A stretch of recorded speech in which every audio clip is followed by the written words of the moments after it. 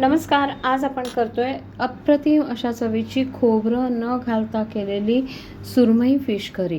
त्यासाठी आता आपण इथे काय काय साहित्य घेणार आहोत ते पाहूयात. अशा पद्धतीने ती करी आपली तयार होते. कलर पाहू शकता तुम्ही आणि त्याचा घट्टसरपणा देखील पाहू शकता. अतिशय अप्रतिम चवीची होते ही.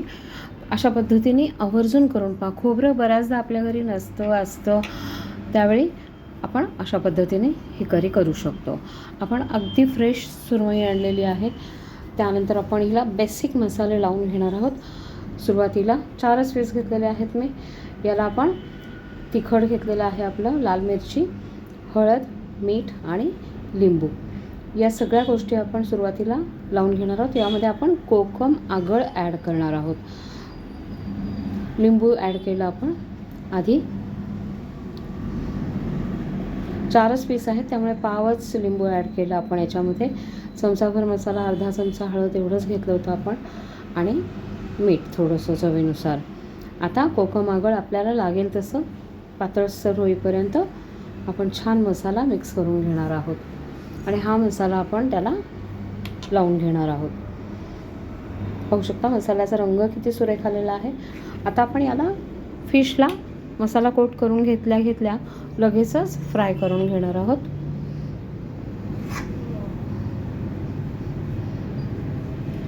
बरेचदा आपण असेच फिश करीमध्ये ॲड करतो, पण अशा पद्धतीने केल्यामुळे देखील करीची चव आणखीन वाढते आणि फिश देखील खायला खूप छान लागतात.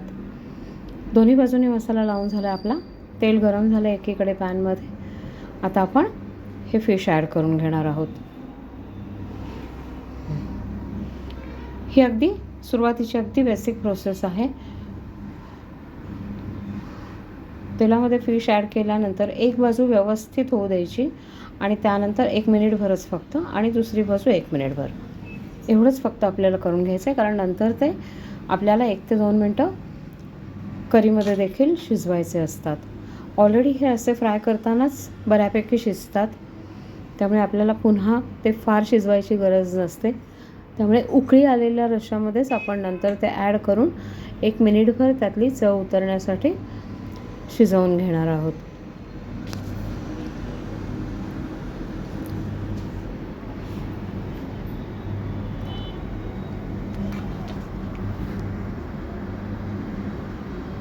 अशा पद्धतीने केल्यामुळे फिशचे जे पीसेस असतात ते देखील अगदी इंटॅक्ट राहतात, करीमध्ये सुटत नाहीत. म्हणजे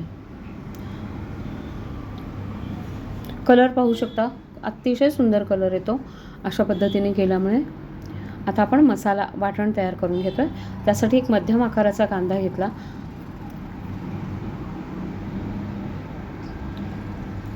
एक 10 ते 12 आपण लसणाच्या पाकळ्या घेतलेल्या आहेत आणि एक मध्यम आकाराचा टोमॅटो.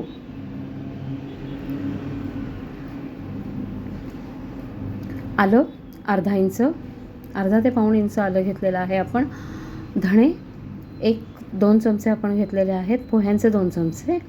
त्यानंतर यामध्ये कोथिंबिरीच्या काड्या आपण ॲड करून घेणार आहोत. कोथिंबिरीच्या काड्या स्वच्छ धुवून घेतल्या आणि त्या चिरून घेतल्या आणि त्या आता आपण यामध्ये ॲड केलेल्या आहेत. कोथिंबिरीच्या काड्यांमुळे मुठभर घेतल्यात आपण. कोथिंबिरीच्या काड्यांमुळे खूप छान चव येते करीला आणि थिकनेससाठी देखील याचा वापर होतो आपल्याला. छान वाटून घ्यायचं आहे आपण तोपर्यंत. एकीकडे हे फिश देखील एक बाजू झाली, दुसऱ्या बाजूने आता करून घेणार आहोत.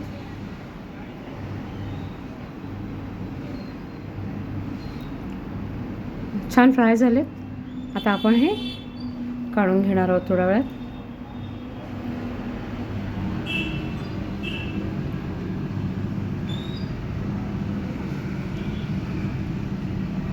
एका प्लेटमध्ये अलगद काढून घ्यायचे आणि याच तेलामध्ये आता आपण करी करणार आहोत. कारण याच्यामध्ये ऑलरेडी फिशचे जे मसाले आहेत, त्याची फिशची चव, हे सगळं काही यामध्ये तेलामध्ये बऱ्यापैकी उतरलेलं असतं. हेच तेल आपण वापरायचं, वेगळं तेल वापरायचं नाही. पाहू शकता आपला मसाला देखील पॅनला जो लागलेला आहे तो कुठेही खाली करपलेला वगैरे नाही, मंद आचेवर केल्यामुळे. मसाला वाटायचा आहे. आपण अगदी बारीक मसाला वाटायचा. त्यामुळे आपली छान अशी घट्टसर ग्रेव्ही तयार होते. अजिबात खोबऱ्याचा वापर नाही केला तरी चालू शकतं. म्हणजे खोबरं काही नसलं तरी काहीही अडत नाही फिश करी करताना. हे दाखवण्यासाठी मी आजचा हा व्हिडिओ केलेला आहे. अतिशय चविष्ट लागते ही करी. आवर्जून करून पहा मैत्रिणींनो.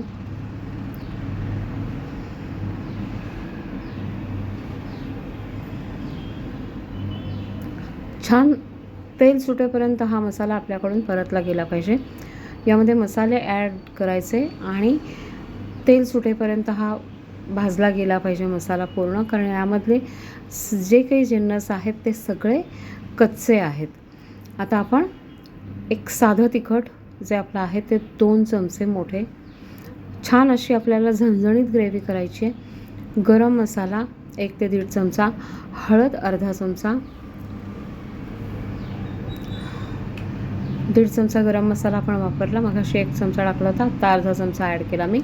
आणि काश्मीरी रेड चिली पावडर 2 चमचे ही आपण रंगासाठी वापरली आहे. यामुळे रंग अतिशय सुरेख येतो. छान या मसाल्याला थोडा वेळ देऊनच छान तेलावर परतवून घ्यायचं आहे. तेल सुटल्यानंतर पुन्हा एकदा मिक्स करून घ्यायचं आणि आता यामध्ये गरम पाणी ॲड करून घ्यायचं आहे. पाहू शकता रंग बदलला आहे, मसाले सगळे एकजीव झालेत. आता छान आपण यामध्ये गरम पाणी ॲड केलं आहे. आपल्याला हवे तेवढे, जेवढी करी आपल्याला हवी आहे तेवढं आपण यामध्ये गरम पाणी ॲड करून घ्यायचं. मी साधारणतः 1 पेलाभर पाणी मोठा ॲड केलं. लागेल तसं आपण पाणी यामध्ये ॲड करून घेऊ शकतो. आपल्याला जेवढी करी भातासोबत, पोळीसोबत जसं आपल्याला लागणार असेल त्याप्रमाणे आपण पाणी ॲड करून घेऊ शकतो. पाहू शकता छान मिक्स करून घ्यायचं. मसाल्याच्या सगळ्या ज्या गाठी असतात त्या फोडून घ्यायच्या आणि उकळायला सुरुवात झाली आपली करी. पाहू शकता सुरुवातीला ती पातळ दिसते, पण जसा तिला उकळल्यानंतर तिला रंग येतो आणि शिवाय घट्टसरपणा देखील येतो. आता आपले उकळल्यानंतरच आपल्याला यामध्ये पीसेस सोडायचे. करी आपली उकळून तयार आहे. आता आपण यामध्ये फिशचे जे पीसेस आहेत ते सोडून पुन्हा एकदा 1-2 मिनिटासाठी उकळी काढणार आहोत. असं केल्याने फिशची चव छान उतरते. यामध्ये फ्राय केलेले फिश असतात ते छान त्याची चव उतरते. सर्वात शेवटी मीठ ॲड करायचं पाण्याचा, म्हणजे आपण करी जेवढी केलेली आहे त्याचा अंदाज घेऊनच, म्हणजे मीठ परफेक्ट होतं.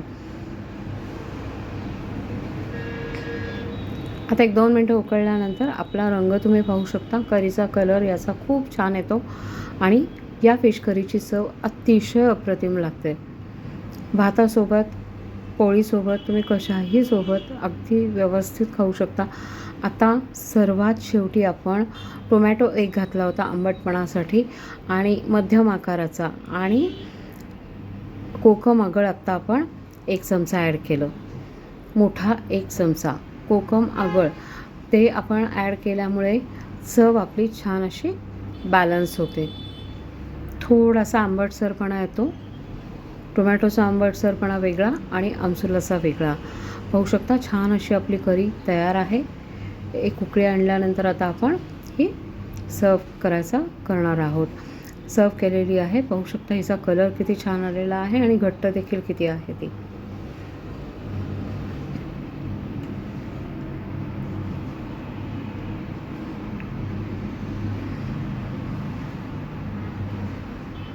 थिकनेस पाहू शकता हिचा.